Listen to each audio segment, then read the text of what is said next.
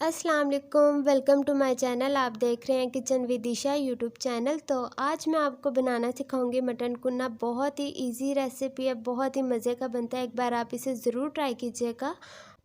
Mutton कुन्ने की recipe मैं आपको कमर्शियल तरीके से बनाना सिखाऊंगी और एक बार आप इसे ज़रूर ट्राई कीजिएगा और वीडियो को एंड तक ज़रूर देखें ताकि कोई भी स्टेप मिस ना हो।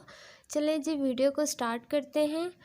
तो यहाँ पे आपने सबसे पहले लेना है 1 किलो गोश्त। ये मैंने मटन का गोश्त लिया है और इसमें छोटी बोटी इस्तेमाल नहीं होगी।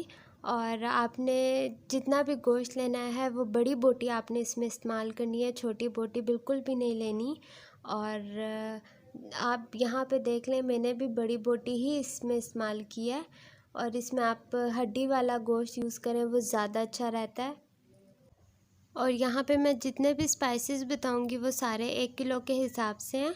और अगर आप गोश्त ज़्यादा लेंगे तो सारे स्पाइसेस आप ज़्यादा कर लें, और अगर गोश्त 1 किलो से कम है तो आप सारे स्पाइसेस कम लेंगे। चलें जी, अब गोश्त के बारे में तो मैंने आपको बता दिया। उसके बाद आपने लेने हैं 2 प्याज मीडियम साइज़ के, उसे आप काट लें। और उसके बाद आपको यहाँ पे चाहिए घी। आपने 1 कप घी लेना है, इसमें घी ही इस्तेमाल होगा। और अगर आप घी इस्तेमाल नहीं करते या आपको घी अच्छा नहीं लगता तो आप ऑयल यूज़ कर सकते हैं सेम क्वांटिटी से। तो अब चलते हैं स्पाइसेस की तरफ। तो यहाँ पे सबसे पहले आपको चाहिए 1 टेबलस्पून पिसा हुआ धनिया। और उसके बाद आपको चाहिए 1.5 टेबलस्पून पिसी हुई लाल मिर्च। हल्दी आपको चाहिए 1/2 टेबलस्पून। 1.5 टेबलस्पून आपको चाहिए नमक। और लहसुन चाहिए 1 टेबलस्पून। और साथ ही आपको चाहिए अदरक 1 टेबलस्पून। ये दोनों मैंने पाउडर फॉर्म में यूज़ किया है, अगर आप चाहें तो आप फ्रेश भी यूज़ कर सकते हैं। मेरे पास पाउडर फॉर्म में अवेलेबल थे तो इसलिए मैंने ये ही यूज़ किए हैं। आप फ्रेश भी यूज़ कर सकते हैं सेम क्वांटिटी के साथ।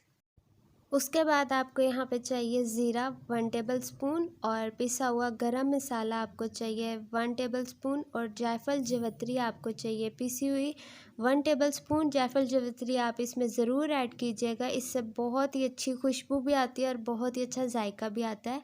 और उसके बाद आपको चाहिए यहाँ पे कुछ साबुत मसाले। तो सबसे पहले आपको चाहिए गोल वाली मिर्च जो रेड और गोल होती है। और उसके बाद आपको चाहिए 2 पीसेस दालचीनी के। और काली मिर्चें आप ले लें 8 से 10। और 4 से 5 छोटी इलायची ले लें जो ग्रीन वाली होती है। और 8 से 10 जो हैं आपने लौंग लेनी है। और बड़ी इलायची आपने लेनी है यहाँ पे 2। चलिए जी, अब स्टार्ट करते हैं। तो यहाँ पे आपने मिट्टी की हांडी लेनी है। सबसे पहले उसके अंदर घी ऐड करके आपने घी को गरम करना है। और घी को गरम करने के बाद आपने इसमें प्याज़ों को डालना है। और प्याज़ों को आपने सिर्फ सॉफ्ट करना है, बहुत ज़्यादा इसे फ्राई नहीं करना। आपने प्याज़ों को बहुत ज़्यादा तेज़ कलर नहीं देना, ब्राउन गोल्डन की तरफ नहीं जाना। बस आपने इसे इतना फ्राई करना है 2 से 3 मिनट में कि इसका जो है पिंक सा जो शेड है वो ज़रा वाइट की तरफ आ जाए। और इसके बाद आपने इसके अंदर गोश्त को ऐड कर देना है। और गोश्त को आपने डालते साथ ही आपने इसे मिक्स कर देना है। और 2 से 3 मिनट के बाद आप देखेंगे इसका गोश्त का जो कलर है वो थोड़ा सा चेंज होना स्टार्ट हो जाएगा। यहाँ पे आप देखें कि मैंने प्याज़ों के साथ ही इसे थोड़ा सा मिक्स किया तो इसका साथ ही थोड़ा सा कलर चेंज होना स्टार्ट हो गया है। और प्याज़ों को फ्राई करने से लेकर गोश्त डालने तक मैंने फ्लेम मीडियम ही रखी है, मैंने लो फ्लेम पे बिल्कुल भी नहीं किया। और जैसे ही थोड़ा सा गोश्त जो है उसका कलर चेंज होना स्टार्ट हो जाएगा तो साथ ही आपने इसमें लहसुन अदरक भी ऐड कर देना है। और लहसुन अदरक को यहाँ पे मुझे फ्राई करने की ज़रूरत नहीं है क्योंकि ये ऑलरेडी ही पाउडर फॉर्म में है। और उसके बाद आप इसमें नमक, लाल मिर्च, पिसा हुआ धनिया और इसमें हल्दी ऐड कर दें। ये चारों मसाले साथ ही इसमें ऐड होंगे। और ये मसाले डालने के बाद आपने इससे मिक्स करना है और 5 से 7 मिनट के लिए मीडियम फ्लेम पे आपने फ्राई करना है।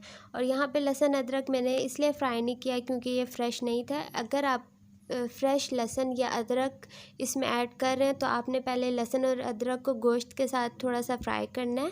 और उसके बाद आपने ये बाकी चारों मसाले इसमें ऐड कर देने हैं। ये स्पाइसेस डालने के 2 से 3 मिनट के बाद आपने इसमें पानी ऐड करना है। 1 किलो अगर हमने गोश्त लिया है तो उसमें 1 लीटर ही पानी जाएगा क्योंकि हमने इसे काफ़ी देर पकाना है और गोश्त को भी गलाना है। اور پانی ڈالنے کے بعد بھی آپ نے میڈیم فلیم ہی رکھنی ہے تاکہ اس میں ایک اچھا سا ابالا آ جائے، اور اس کے بعد آپ نے بالکل لو فلیم کر دینی ہے، اور لو فلیم جب آپ کریں گے تو آپ نے اسے اوپر سے کور بھی کر دینا ہے۔ اور یہاں پہ جتنا آپ نے گوشت لینا ہے، فرض کریں آپ اگر 2 کلو گوشت لیتے ہیں تو آپ نے 2 لیٹر اس میں پانی ایڈ کرنا ہے، اور اب آپ اسے 1.5 گھنٹے کے لیے لو فلیم پہ پکانے کے لیے رکھ دیں گے۔ تو یہاں پہ جو ہے 1.5 گھنٹہ کمپلیٹ ہو چکا ہے، اور اب آپ یہاں پہ دیکھیں کس طرح سے گھی اوپر آنا سٹارٹ ہو گیا ہے، اور یہاں پہ 1.5 گھنٹہ جو ہے وہ کمپلیٹ ہو گیا ہے، کیونکہ میں نے 1.5 گھنٹہ اس سے لو فلیم پہ پکایا ہے، اور گوشت جو ہے وہ کافی حد تک گل چکا ہے، تقریباً 90%۔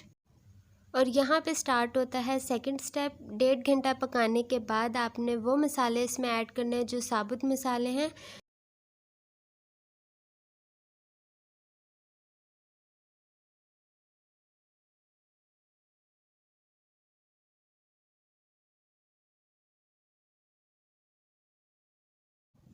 تو یہاں پہ میں نے سارے ثابت مسالے ایڈ کر دیے ہیں، اور اب آپ اس میں زیرہ اور یہاں پہ جائفل جوتری بھی ایڈ کر دیں ساتھ ہی، اور یہ چیزیں ایڈ کرنے کے بعد آپ اسے ایک بار مکس کر لیں۔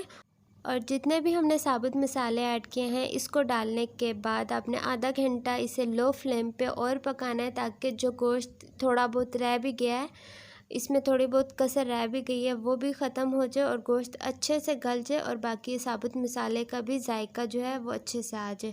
اور جب آپ آدھا گھنٹہ اسے پکائیں گے تب بھی آپ نے اسے کور کر کے پکانا ہے۔